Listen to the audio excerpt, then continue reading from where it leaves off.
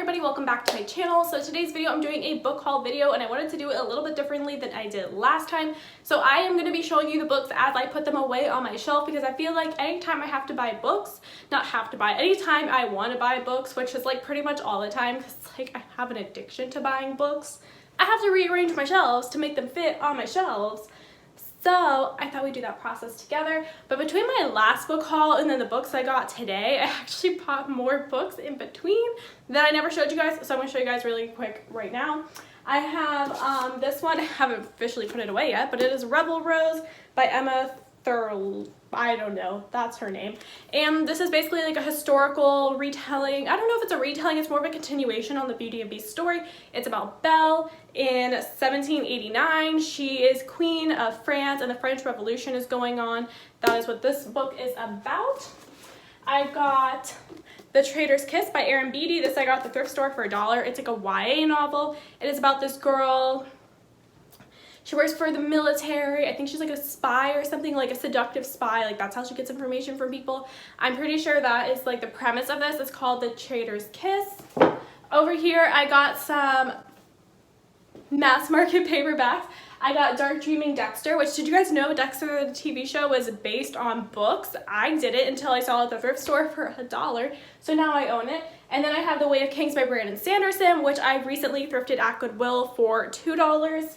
What else is new on these shelves? Oh, I got Pumpkinheads, which, oh my god, I love this book. It was so good. I mean, spoiler, it's going to be my October wrap-up, but yeah, this book was so good. I got Pumpkinheads. It was like 11 bucks on Amazon. I could not pass that up. I got The Scarlet Letter by Nathaniel Hawthorne. How much? I think this was like $1 as well. It's just classic book, but I don't have any more room on my classics shelf. So, I mean, I guess it could stick out like that, right? There's nothing wrong with that. I have The Girls by Emma Cline, and this is basically, I think it's like a speculative fiction book, so I don't think it's based on, I mean, it is kind of based on a true story. So basically, this girl gets sucked into the Manson family, but I think the girl, like the main character we're following in the book, is like a fictional girl, but it's about the real Manson family, so therefore I think it's speculative fiction, right? Am I using that term right?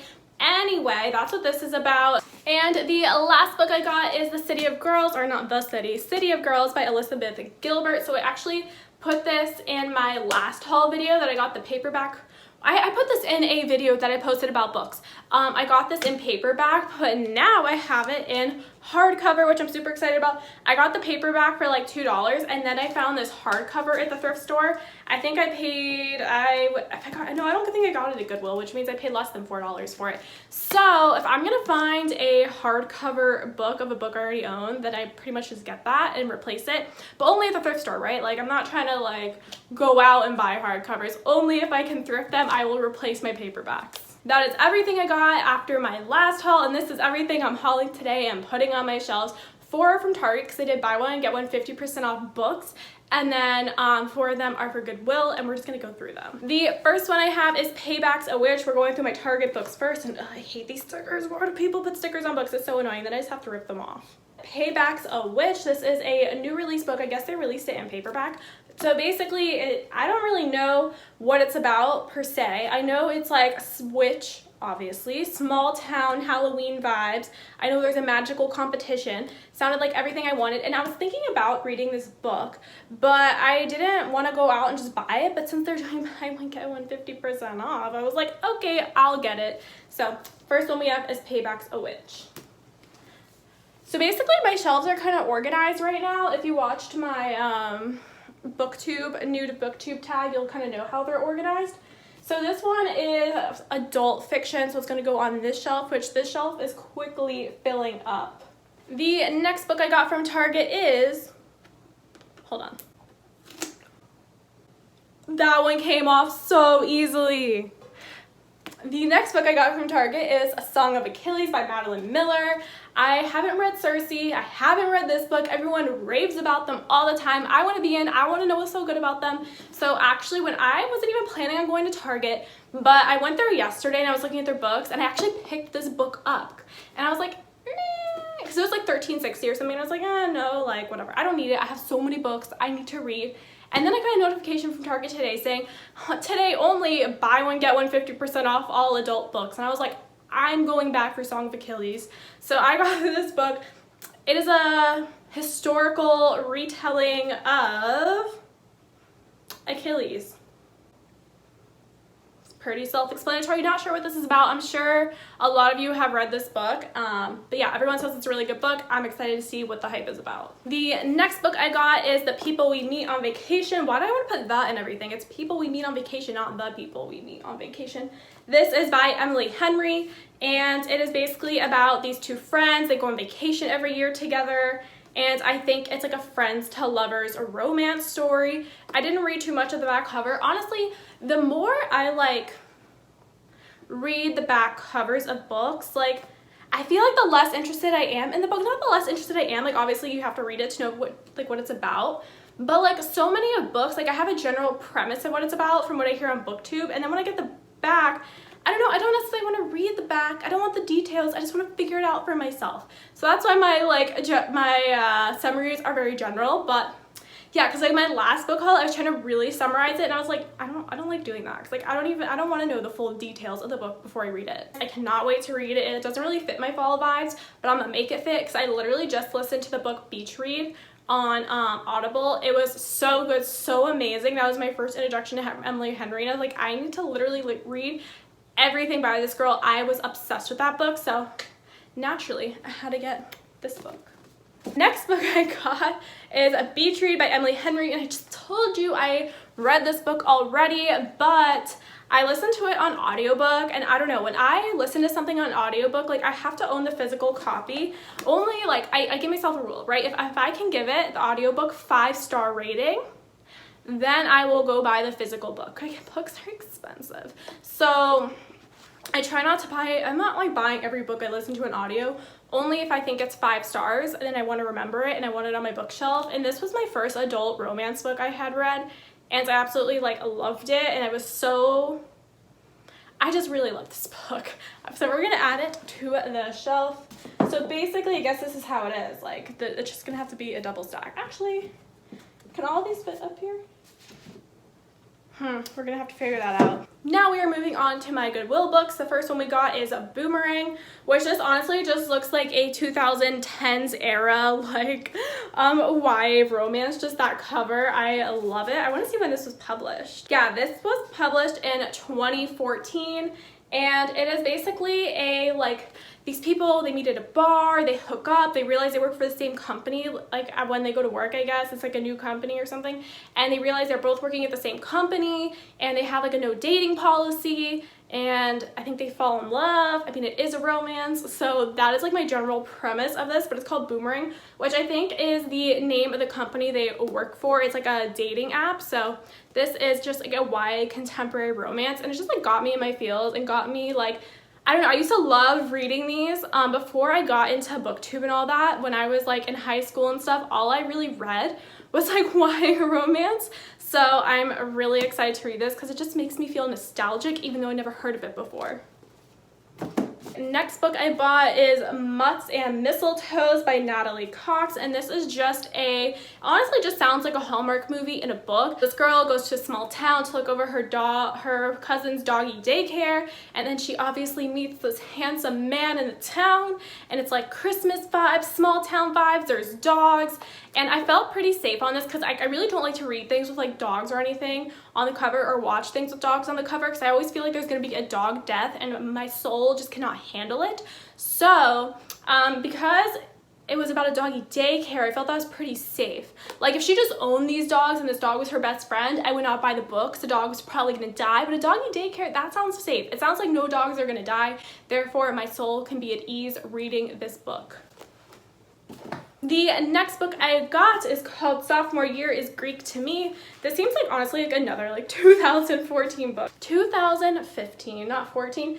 So it's called Sophomore Year is Greek to Me by Meredith Zeitlin. So basically it is about this girl. She lives in New York City with her dad in her sophomore year of high school. Her dad moves to Greece, moves her and him to Greece, and she like learns about her family in Greece. She meets her whole new family, starts a new school, and basically it's just about her new life in Greece as a sophomore. And again, this just gave me like nostalgic vibes, even though I never heard of it. So I really wanted to read it, and it was $2. Like, I'm not gonna pass up a book I think I might want to read because it's $2. The last book I picked up, and the one I think I'm super excited about, is called The Guilt Trip by Sandy Jones. And the reason I'm super excited about this one is because it was $3.99, and it is a 2021 new release that I found at Goodwill. I love finding same year new releases in hardcover at Goodwill. Like, I feel like I won the lottery, even though this is not a book I would have picked up on my own, like as a new release in 2021. It's just so cool to me that I found a 2021 new release hardcover. And I've actually really been getting into like mystery and thrillers lately, which is not a genre I was never necessarily ever like wanting to read, but now I'm kind of into it. And honestly, the cover of this really reminded me of The Guest List. Like, I know if you read The Guest List, where is it? I don't know why. These covers just like really remind me of each other. Like, you guys can see why. And I mean, it seems like same house vibes. Like, look at that. It's like the castle where the wedding is on that abandoned island. And look at this. Like, it has the same exact vibes. So it gave me Guest List vibes, and I actually really enjoyed reading The Guest List. It was like my first adult suspense thriller. This year was my first year really reading adult in general. But before this year, I was always reading either classics they made me read in school, or they would, or all my fun books I would read would be YA books. So I just started dabbling into adult fiction, and I'm really excited to read this, and I'm really happy I found it at Goodwill, which actually, that's the whole reason I bought The Guest List, is because I found it the year it released at a thrift store, and I was just like, oh my god, like, I have to get this, because I'm always on Barnes & Noble. I know what all the new releases are. So I was like, oh my god, I have to get this, because this was like $3 or something, and it turns out I really liked it. I stepped out of my comfort zone. I got it just because it was at the thrift store, and I ended up liking it, and I'm hoping that's what's going to happen with this book as well. So those are all my new books. Now we gotta put them away. This one should go here, but there's no room for it, which actually, so down here I have, call it my future shadow hunter shelf, because it has like my Mortal Instruments series and it has Chain of Gold on it, but there's a lot of empty space, and I was saving room for more shadow hunter books like Cassandra Clare, Shadow Hunter World trilogies, books, series, whatever. But to be honest, I don't really foresee myself picking up the next series after the Mortal Instruments for a little bit of time now. So I think we can make this like a book of the month shelf plus shadow hunter shelf. So there we go. Okay, so I like to put my authors, I like to separate hardback and paperback, and then from there I like to put them in author last name alphabetical order. B, F, G, H, J. Okay, now these ones. Okay, so I decided to put my two Emily Henry books together right here. So here I have all my Frederick Backman paperbacks, and I had a little bit of space right here, but not enough for all my books to fit. So I'm just gonna keep like authors together, so then when you look at it, it makes sense, because these are all one-off authors, and then these are all like grouped together. If I have multiple books by the author, I feel like that makes sense, right? And then these are just gonna go in this stack, just in alphabetical order. Okay, and now we just have these books to deal with. Actually, this is technically an adult book, so I guess I should put it here. And now we have these two contemporaries, which I'm going to fit onto my contemporary shelf. But I think I probably have to move this box down here and then just turn this inward. Oh yeah, this is just the dust jacket because I'm currently reading it. I'm only like 50 pages in. I don't know, I feel okay about it. But anyway, that's besides the point. So now this book doesn't have spot. This is like so much work. I should just get another shelf. I actually have all my Funkos here, which I could totally like put them down, but like, I don't know. I'm undecided. Why don't we just place that here for now, and when I'm done with the book, if I love it, I'll keep it. If I hate it, we'll just get rid of it. That sounds like a good plan. Oh, and then we have this one we have to put away, which is gonna go way up here. Honestly, like, I feel like, is it really fantasy? I mean, I don't think so. I feel like this isn't really a fantasy book, so should it go on my fantasy shelf? I don't really think so. but all the ones on my fantasy are black, and this is black, so I feel like it should go there because I might look out of place here. Like, I like the darkness of this. Oh, and this I'm getting rid of. I don't want this book. I think it's called The Ring and the Crown by Melissa de la Cruz, but like, I don't want to read this. Okay, clears up some room. There we go. So thank you so much for hanging out with me while I show you my new books, put them away on the shelf, like killed 2 birds, 1 stone. Hope you guys enjoyed. If you like my videos, subscribe down below for more bookish content, and I will see you guys in the next one. Bye!